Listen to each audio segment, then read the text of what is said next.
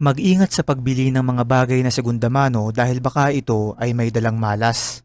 Alam mo, ikaw napapansin ko ha, napakahilig mo sa mga lumang bagay at saka yung gamit na.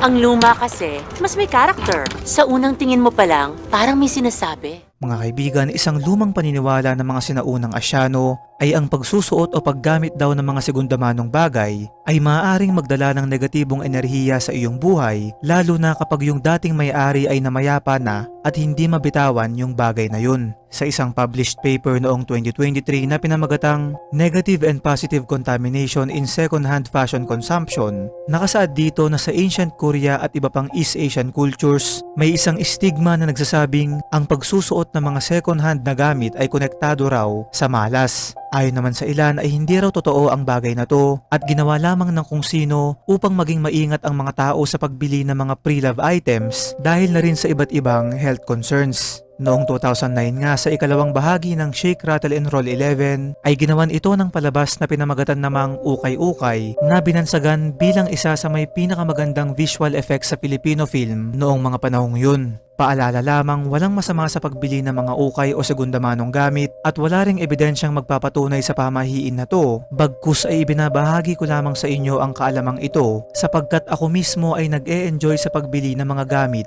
na luma na.